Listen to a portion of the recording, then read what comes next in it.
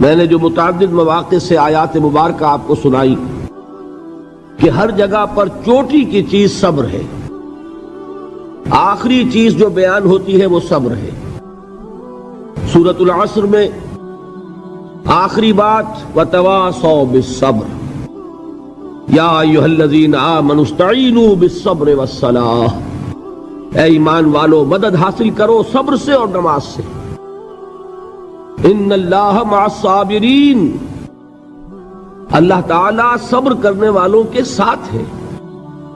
اور پھر آگے چل کر وبشر الصابرین الذین اذا اصابتهم مصیبۃ قالوا انا للہ وانا الیہ راجعون، اے نبی بشارت دیجئے، خوشخبری دیجئے ان صبر کرنے والوں کو کہ جن پر جب بھی کوئی تکلیف یا مصیبت نازل ہوتی ہے تو کہتے ہیں کہ ہم اللہ ہی کے ہیں اور اللہ ہی کی طرف ہمیں لوٹ جانا ہے۔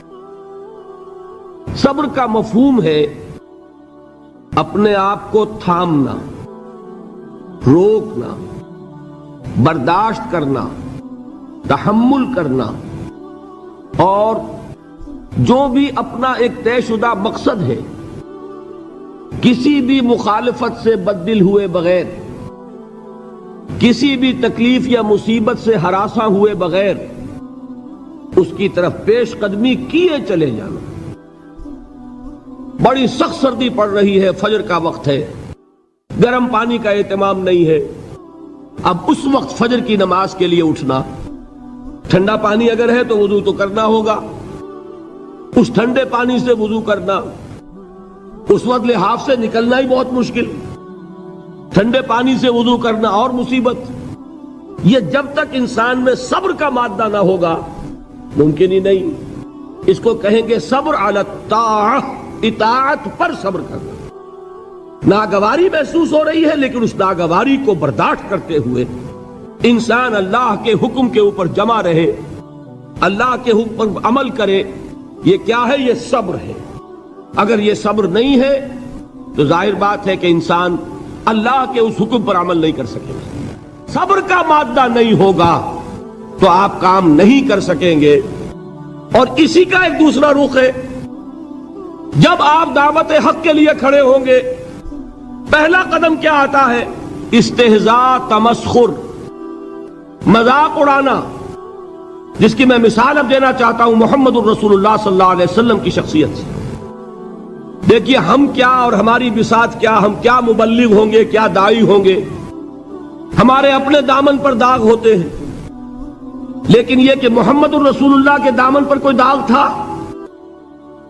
ان کو تو سارے مکے والے الصادق الامین کہتے تھے، نہایت محبوب شخصیت تھے، ان کے لیے تو جا صادق جا الامین یہ الفاظ سننے میں آتے تھے، آنکھوں کا تارا۔ لیکن جب آپ نے دعوت اب شروع کی، اب قرآن مجید میں دیکھیے کسی نے کہا مجنون ہو گئے، دماغ خراب ہو گیا، پاگل ہو گئے، اجی شاعر ہیں، کچھ شعر جوڑ لیتے ہیں ہم پر دھوس جماتے ہیں۔ کسی نے کہا ساحر ہیں، کچھ جادو سیکھ لیا ہے، یہاں تک کہ ایسے بدبخت بھی پیدا ہوئے قرآن میں ہے ساحر کذاب، سحر کرنے والا جادوگر نہایت جھوٹا۔ یہ الفاظ کہے جا رہے ہیں کس کی شان میں؟ محمد الرسول اللہ صلی اللہ علیہ وسلم۔ قرآن میں نقل کیا گیا یا ایھا الذی نزل علیہ الذکر انک لمجنون۔ کبھی آپ نے اس کا ترجمہ سوچا؟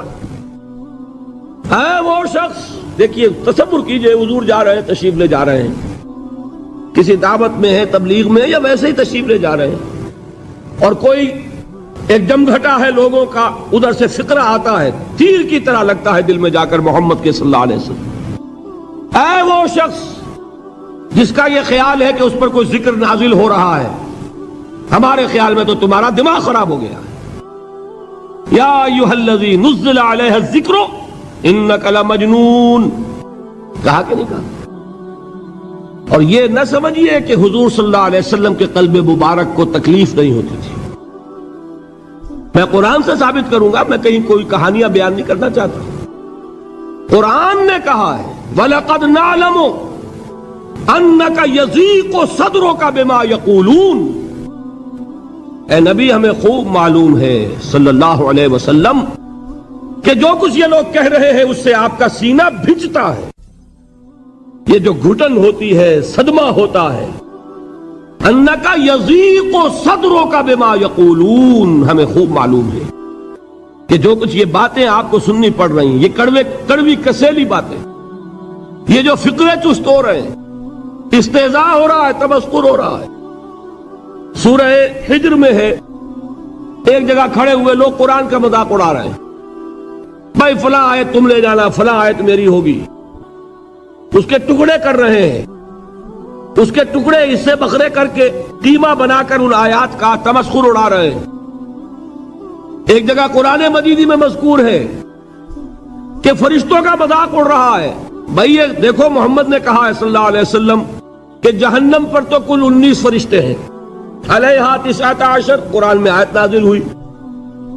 ایک پہلوان کہتا بھائی 10 کو تو میں سنبھال لوں گا، باقی 9 کا تم انتظار کر لو۔ یہ باتیں آ رہی ہیں حضور کے کانوں میں، کلام الہی کے ساتھ کیا سلوک ہو رہا ہے، مجھ پر کیا فقرے چست کیے جا رہے ہیں، مجھ پر جس طریقے سے استہزاء اور تمسخر کا رویہ اختیار کیا گیا ہے، دل بھج رہا ہے، دل میں صدمہ ہے۔ دیکھیے سورہ نون ہے، اور میرے نزدیک یہ دوسری وحی ہے جو حضور پر نازل ہوئی ہے، اس کی ابتدائی آیات، نون والقلم وما یسطرون ما انت بنعمت ربک بمجنون وان لک لاجرا غیر ممنون وانک لعلی خلق عظیم فستبصر ویبصرون بأیکم المفتون ان ربک هو یعلم بمن ضل عن سبیلہ وهو اعلم بالمہتدین۔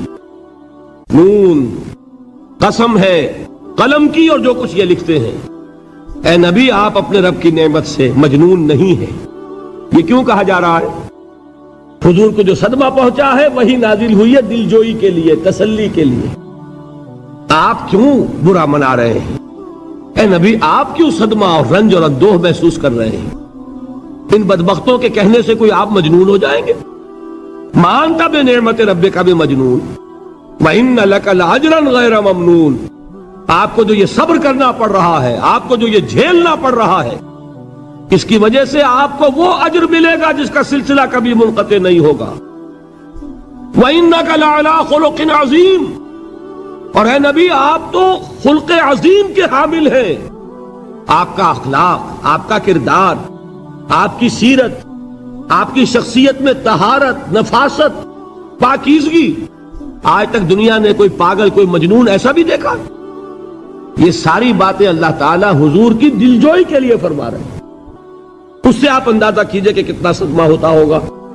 یہی ہے، اس ساری چیز کو جمع کیجئے تو یہ چیز کیا ہے؟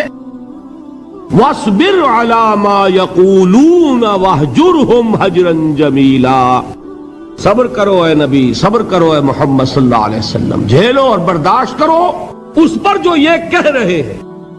یریدون لیطفئوا نور اللہ بافواہہم، یہ چاہتے ہیں کہ اللہ کے نور کو اپنے منہ سے بجھا دیں، پھونکے مار کے ہی بس۔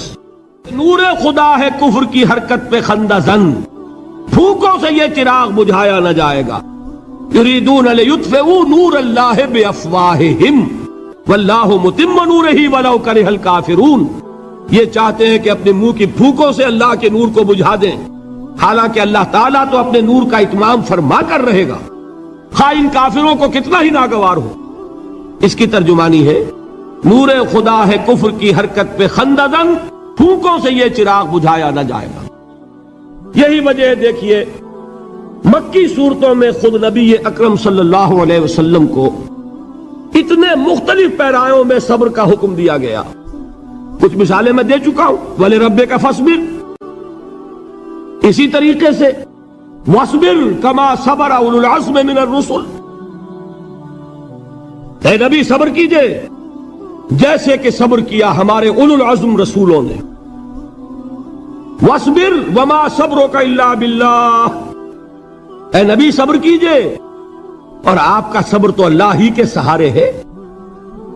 وَاصْبِرْ لِحُکْمِ رَبِّكَ، یہ سورہ نون جس کی ابتدائی آیات میں نے آپ کو سنائی، نون والقلم وما یسطرون ما انت بنعمت ربک بمجنون، اس کا اختتام کیا ہوتا ہے؟ وَاصْبِرْ لِحُکْمِ رَبِّكَ وَلَا تَكُنْ كَصَاحِبِ الْحُوتِ اِذْ نَادَىٰ وَهُوَ مَكْظُومٌ، اے نبی صبر کیجئے اپنے رب کے فیصلے کا، انتظار کیجئے اور اس مچھلی والے کے مانند نہ ہو جائیے۔ مچھلی والا کون؟ حضرت یونس علیہ السلام۔ مچھلی والے نے اپنے دینی حمیت اور غیرت جو تھی اس کی وجہ سے اللہ کے حکم کا انتظار نہیں کیا، اپنی قوم کو چھوڑ کر چل دیے۔ نبی کا، رسول کا یہ معاملہ ہوتا ہے، جیسے کہ آپ کو معلوم ہے کوئی افسر ہے کسی حکومت کا، وہ اپنی پلیس آف ڈیوٹی کو نہیں چھوڑ سکتا، he must stick to his place of duty. بڑے افسرز کے لیے تو یہ بہت بہت اہم بات ہے۔ تو اے رسول، جہاں آپ کو ہم نے تعینات کیا ہے آپ وہاں سے ہل نہیں سکتے کہ ذرا مخالفت ہوئی، لوگوں نے فقرے چست کیے اور آپ کہیں اور چل دیے، دفع ہوئے، یہ بات نہیں سننا چاہتے میں کسی اور کو سناؤں گا، ہو سکتا ہے نا؟ ہم تو کرتے ہیں نا یہ، اس لیے کہ ہمیں تو اللہ نے کہیں تعینات تو نہیں کیا نا۔ اگر ایک جگہ کے لوگ بات نہیں سنتے، چلو بھائی ہم کہیں اور جائیں گے، وہاں بات سنائیں گے۔ لیکن رسول کا معاملہ ہوتا ہے جو اس کی پلیس آف اپوائنٹمنٹ ہے، he can not leave his place without the express permission of Allah سبحانہ و تعالی۔ آپ نے یہ سنا ہوگا، سیرت کی تقاریر میں پڑھا ہوگا کہ مدینے کی طرف ہجرت کی اجازت حضور نے تمام صحابہ کو دے دی، خود منتظر رہے جب تک کہ اللہ کی طرف سے اجازت نہیں آ گئی۔ حضرت ابوبکر پوچھتے رہتے تھے حضور اجازت آ گئی کہ نہیں؟ نہیں ابھی نہیں آئی۔ حضور اذن آ گیا؟ نہیں آیا، ابھی نہیں آیا۔ حبشہ کی طرف سب کو بھیج دیا، اجازت دے دی جو جانا چاہے چلا جائے۔ حضور کی صاحبزادی جو حضرت عثمان کے نکاح میں تھی وہ بھی ہجرت کر رہی ہیں، لیکن حضور تو نہیں گئے۔ رسول نہیں چھوڑ سکتا اپنی جگہ کو، یہاں تک کہ تمام تقریباً صحابہ چلے گئے، حضور رہ گئے، حضرت ابوبکر رہ گئے، حضرت علی رہ گئے، اور حضرت ابوبکر پوچھ رہے ہیں بار بار اجازت آئی یا نہیں؟ نہیں ابھی نہیں آئی۔ حضرت عائشہ نے واقعہ بیان کیا کہ ایک روز اچانک دوپہر کے وقت ہم نے دیکھا کہ حضور نے اپنے پورے جسم کو ڈھانپا ہوا ہے، چہرے کو بھی کپڑے میں ڈھانکا ہوا ہے اور تشریف لا رہے ہیں۔ یہ اس میں تعجب کی بات یہ کہ عرب میں آج بھی آپ کو معلوم ہے کہ یہ چیز جو ہے ان کی روایات کے خلاف ہے کہ دوپہر کے وقت کوئی کسی سے ملنے جائے۔ یہ وقت جو ہے قیلولے کا ہے، آرام کا ہے۔ تو این ٹھیک دوپہر کے وقت تشریف لائے حضور، آپ نے آ کے حضرت ابوبکر سے فرمایا کہ اجازت آ گئی ہے۔ حضرت ابوبکر نے بہت خوش ہو کر ایک بات کہی، حضور میں نے 2 اونٹنیاں تیار کی ہوئی ہیں۔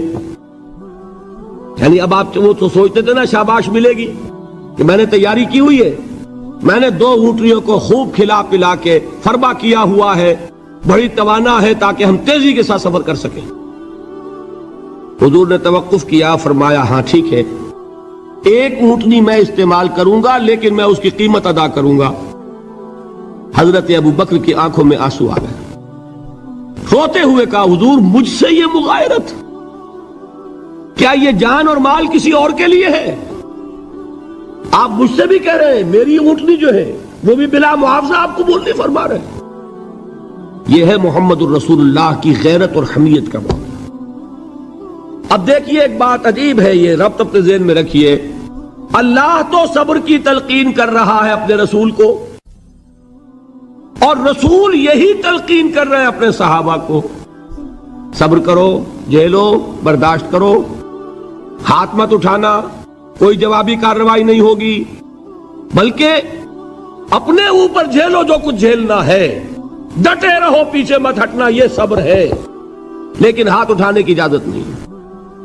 چنانچہ اب ذرا چشم تصور سے دیکھیے، ابو جہل اس نے جو بدترین روش اختیار کی، وہ ایک خاندان تھا حضرت یاسر، ان کی اہلیہ حضرت سمیہ اور ان کے فرزند حضرت عمار رضی اللہ تعالی عنہم۔ یہ غلام نہیں تھے، حضرت سمیہ تو کنیز تھیں لیکن یاسر غلام نہیں تھے۔ ان کی کہانی یہ ہے، واقعہ یہ ہے کہ یہ بہت نیک آدمی تھے یاسر، یمن کے باشندے، انہیں کو خواب میں بشارت ہوئی کہ نبی کا ظہور ہونے والا ہے مکے میں، جاؤ شاید ان کے قدموں تک پہنچ جاؤ۔ یہ یمن سے ترک وطن کر کے مکے آ گئے۔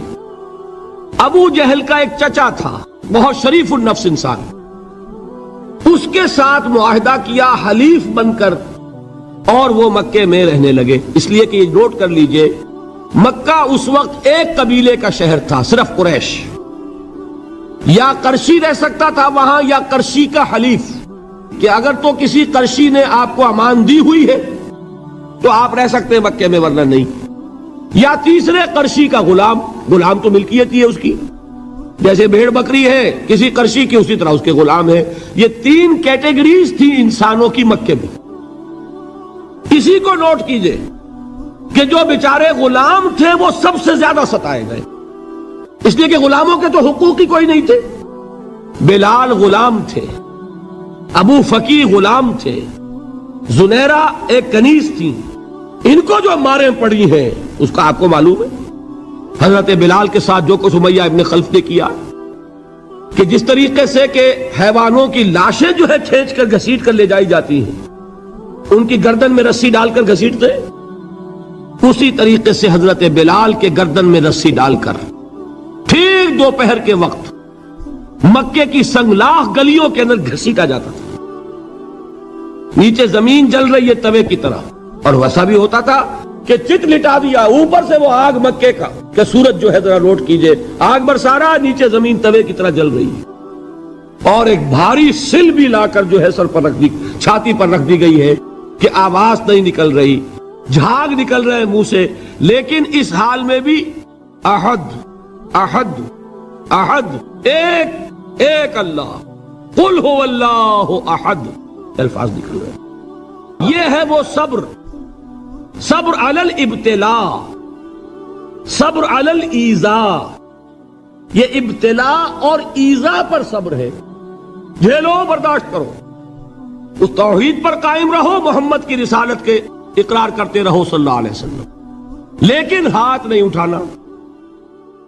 اب میں آپ کو بتا رہا تھا یہ تو غلام تھے، یہ جو تھے یاسر، یہ حلیف تھے، غلام تو نہیں تھے نا۔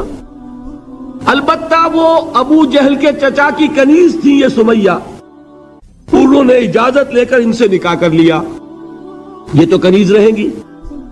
بیٹا جو ہوا وہ بھی ایک طرح سے، جب کنیز زیادہ ہے تو غلام ہو گیا، عمار ابن یاسر۔ وہ جو شخص تھا بہت شریف النفس ابو جہل کا چچا، وہ مر گیا، اب ابو جہل جو ہے اس خاندان کا سربراہ ہے، لہذا یہ تینوں جو افراد ہیں وہ اس کے رحم و کرم پر ہیں۔ یاسر کو بھی پروٹیکشن اگر ہے تو ابو جہل کی ہے، ابو جہل جو چاہے کرے، اور سمیہ تو کنیز ہے ہی، اس کا تو کوئی حق ہے ہی نہیں، جو چاہے کرے، اور عمار ان دونوں کا بیٹا ہے، لہذا بدترین معاملہ کیا ابو جہل نے ان تین افراد کے ساتھ۔ حضرت سمیہ کے ساتھ جو کچھ کیا گیا ہے آپ اس کا تصور نہیں کر سکتے۔ بالآخر جو شہید کیا حضرت سمیہ کو ایذائیں دے دے کے، سسکا سسکا کے، ان کے جسم کے نازک حصوں کو جلا کے، داغ دے کر، کہتا کیا تھا، ایک دفعہ کہہ دو کہ میرا جو یہ بت ہے یہ بھی الہ ہے، مان لو میں چھوڑ دوں گا۔ تنگ آ گیا، کسی طریقے سے ایک دفعہ کہہ دو پھر میں چھوڑ دوں گا۔ لیکن یہ میاں بیوی حضرت یاسر اور حضرت سمیہ رضی اللہ تعالی عنہما، یہ ہے ثبات، یہ ہے صبر، یہ ہے استقلال، ایک مرتبہ بھی کہنے کے لیے تیار نہیں ہوئے، جو چاہو کر لو، اب ہم تو اس سے پیچھے نہیں ہٹیں گے۔ تنگ آ کر اس نے حضرت سمیہ کی تو شرمگاہ میں برچھا مارا اور شہید کیا۔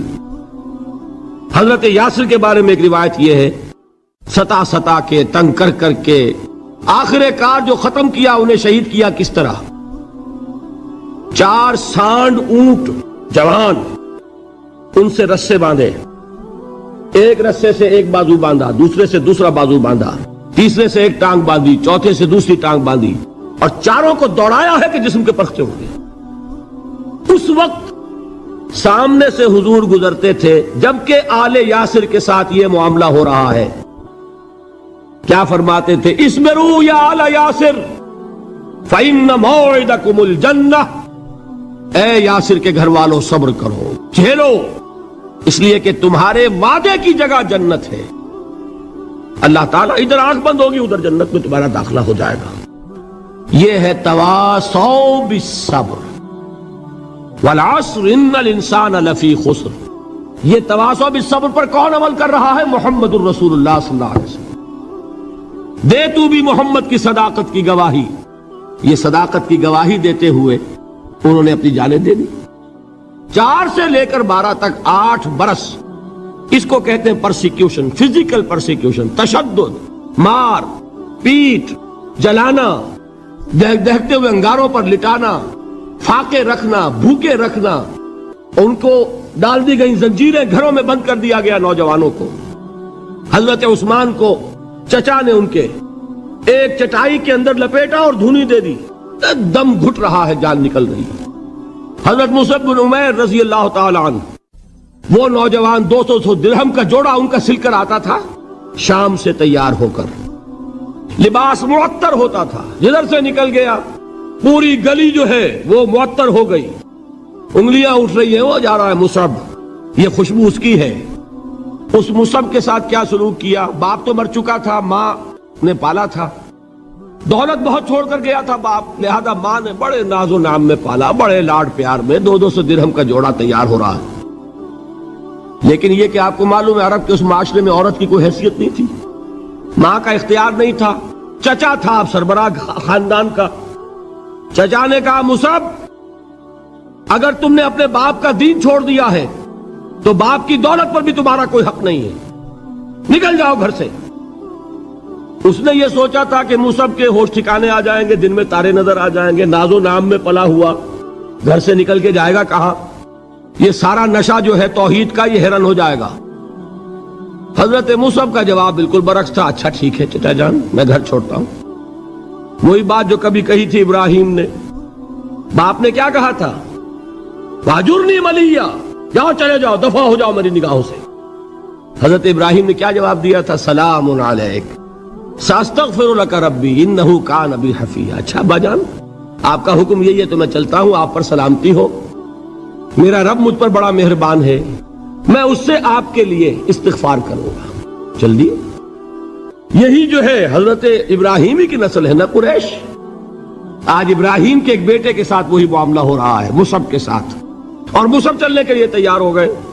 چچا نے سوچا، میں سمجھتا تھا کہ ہوش ٹھکانے آ جائیں گے، یہ تو تیار ہو گیا نکلنے کے لیے۔ غصے میں آ کے اگلی بات کہی، یہ کپڑے جو پہنے ہوئے تم نے یہ بھی اسی مشرک باپ کی کمائی کے ہیں، اتارو ان کو۔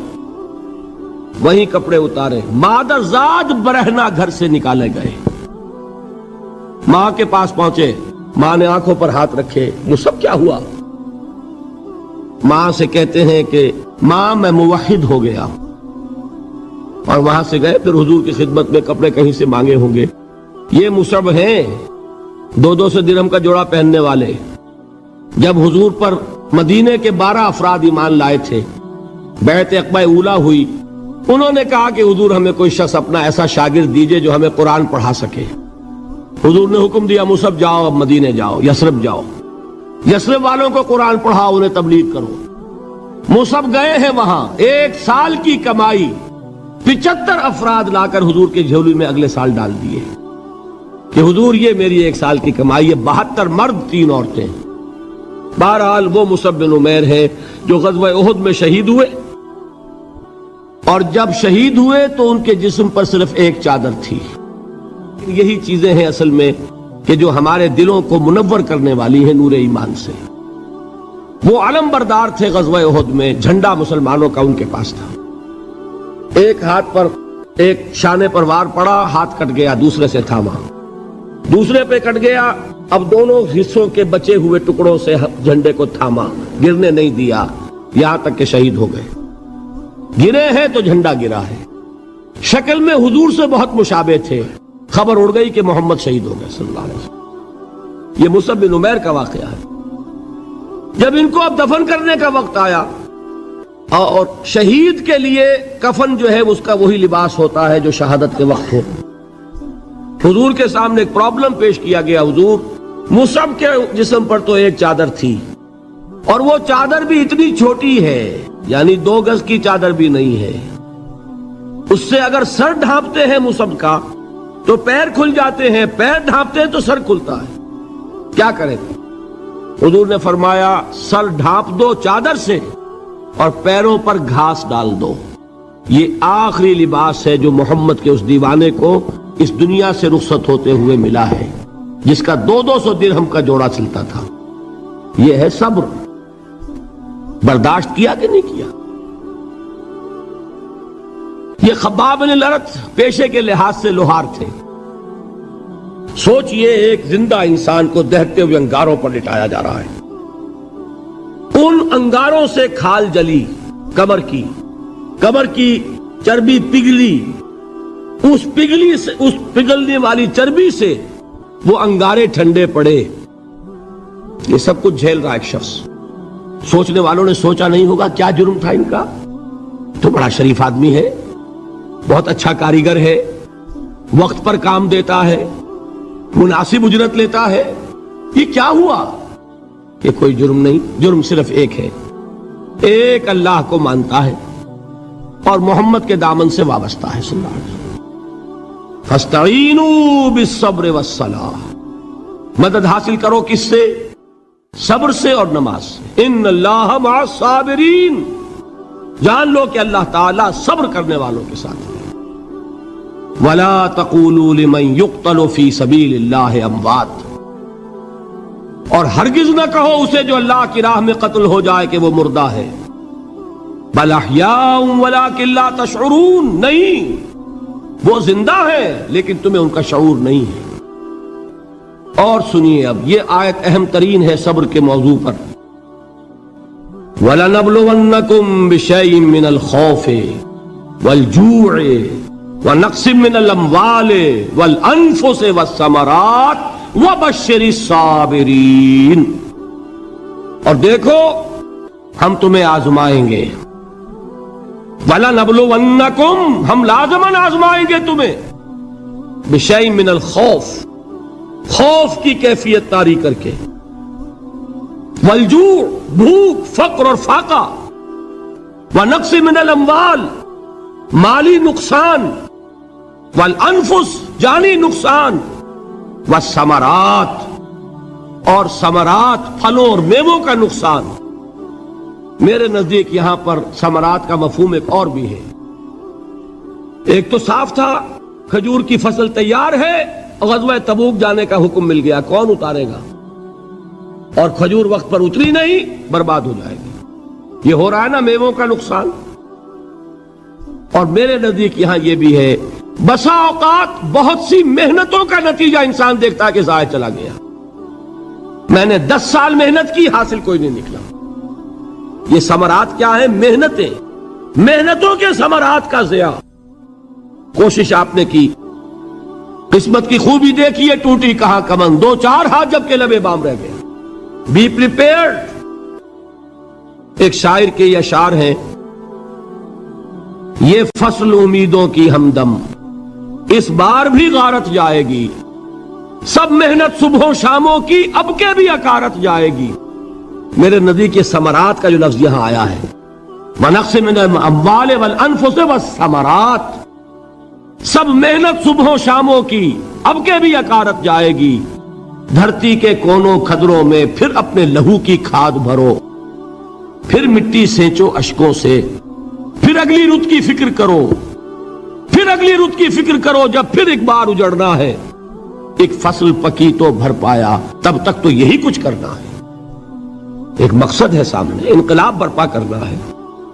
ایک کوشش ناکام ہو جائے کوئی پرواہ نہیں، نیکسٹ، پھر تیار رہو ناکامی کے لیے. ایسا نہ ہو جو انگریزی میں کہتے ہیں hope for the best but be prepared for the worst.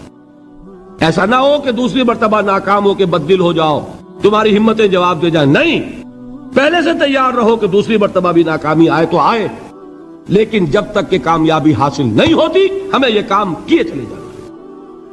دیکھیے سیرت میں آیا کہ نہیں یہ واقعہ. بدر میں مسلمانوں کو فتح ہوئی تو احد میں زک پہنچی کہ نہیں؟ 70 صحابہ شہید ہوئے کہ نہیں؟ اگر ان کی ہمتیں جواب دے جاتی تو گاڑی کیسے چلتی آگے؟ تو فرمایا وَلَنَبْلُوَنَّكُمْ بِشَيْءٍ مِّنَ الْخَوْفِ وَالْجُوعِ وَنَقْصٍ مِّنَ الْأَمْوَالِ وَالْأَنفُسِ وَالثَّمَرَاتِ، ہم تمہیں لازم آزمائیں گے خوف کی کیفیت سے، فقر و فاقے کی کیفیت سے، بھوک سے، جان کے نقصان سے، مال کے نقصان سے، محنتوں کے حاصل کے ضائع ہو جانے سے۔ وَبَشِّرِ الصَّابِرِينَ، اور اے نبی بشارت دیجئے صبر کرنے والوں کو۔ الَّذِينَ إِذَا أَصَابَتْهُمْ مُصِيبَةٌ، وہ کہ جب ان پر کوئی تکلیف آئے، کوئی مصیبت آئے، کوئی آزمائش آئے، قالوا انا للہ وانا الیہ راجعون، وہ یہ کہیں کہ ہم اللہ ہی کے ہیں، اللہ ہی کی طرف لوٹ جانا ہے۔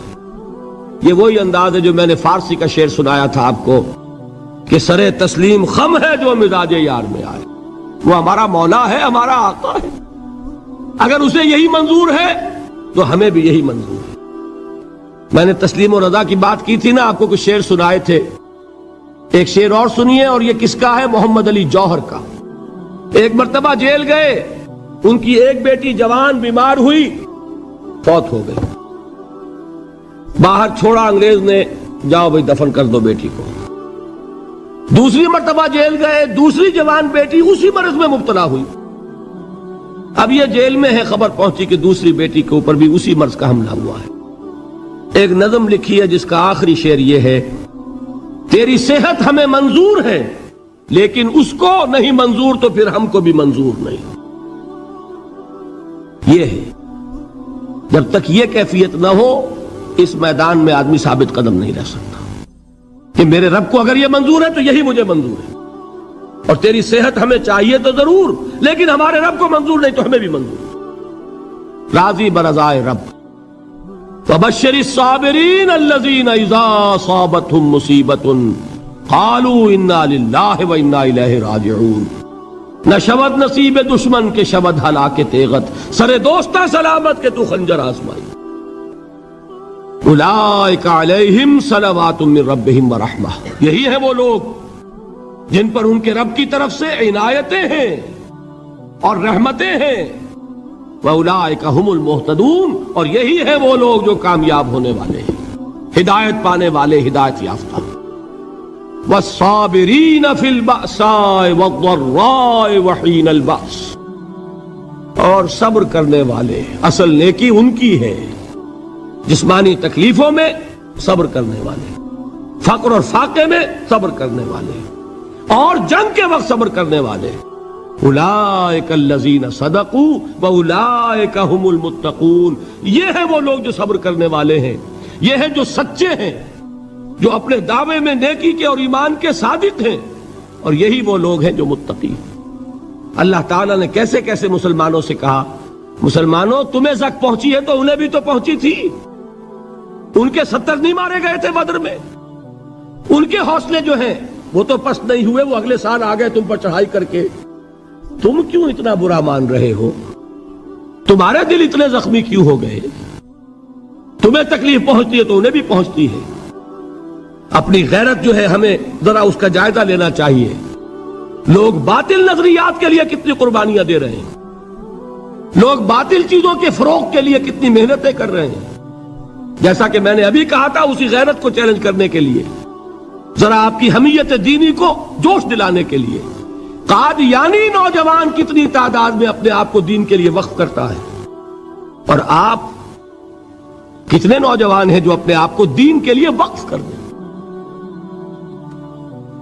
اور ہوں وہ کھاتے پیتے گھرانوں کے لوگ۔ یہ نہیں ہے کہ اگر کوئی اور کام نہیں کر سکتا تو پھر یہ ہے کہ وہ دین کے کام میں لگ جائے۔ باصلاحیت لوگ، کھاتے پیتے لوگ، ذہنی استعداد رکھنے والے لوگ، اونچے گھرانوں کے لوگ، وہ وقف کریں اپنے آپ کو دین کے لیے۔ اس کے بغیر کیسے باہر آ جائے گی، کیسے رونق آ جائے گی؟ تو دنیا میں باطل نظریات والے جو ہیں، یہ بات کہی گئی ہے، مسلمانوں تم اگر توحید کے لیے لڑ رہے ہو، دیکھتے نہیں ابو جہل کو، اس نے گردن کٹوائی ہے شرک کے لیے، شرک کے لیے گردن کٹوائے، اور تم توحید کے لیے گردن کٹوانے کو تیار نہ ہو۔ اس نے گردن کٹوائی کہ نہیں کٹوائی؟ اور کس طرح کٹوائی ہے؟ کیونکہ بڑا متکبر قسم کا، فرعون قسم کا شخص تھا، جب گردن کاٹنے لگے تو کہتا ہے ذرا نیچے سے کاٹنا، تاکہ جب تم نیزے کے اوپر چڑھاؤ میرے سر کو تو اونچا نظر آئے، معلوم ہو سردار کا سر ہے۔ وہ بدبخت مرتے ہوئے بھی جو اس کی یہ کیفیت تھی نا، اس کو ذہن میں رکھیے۔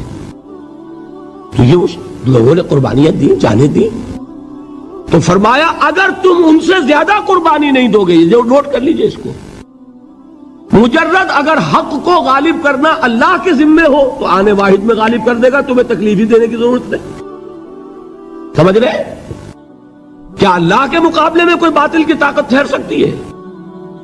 یہ تمہارے ایمان کا امتحان ہے، یہ تمہارے خلوص کی آزمائش ہے، یہ تمہارے امتحان کا ثبوت درکار ہے کہ اللہ تعالیٰ دیکھنا چاہتا ہے تم اس کے لیے اپنی جانیں قربان کرنے کو تیار ہو کہ نہیں، تم اس کے لیے تن من دھن لگانے کو تیار ہو کہ نہیں۔ اور یہ جان لو کہ اگر کفار اور مشرکین اور ملحدین اور باطل نظریات والے وہ جو کچھ قربانیاں اپنے باطل نظریات کے لیے دے رہے ہیں، ان سے زیادہ اگر تم نہیں دو گے تو حق غالب نہیں ہوگا۔ انہوں نے جو صبر کیا ہے اپنے باطل نظریات پر، اگر تم اس سے زیادہ صبر کا ثبوت نہیں دو گے اپنے اس حق پر تو حق غالب نہیں ہوگا۔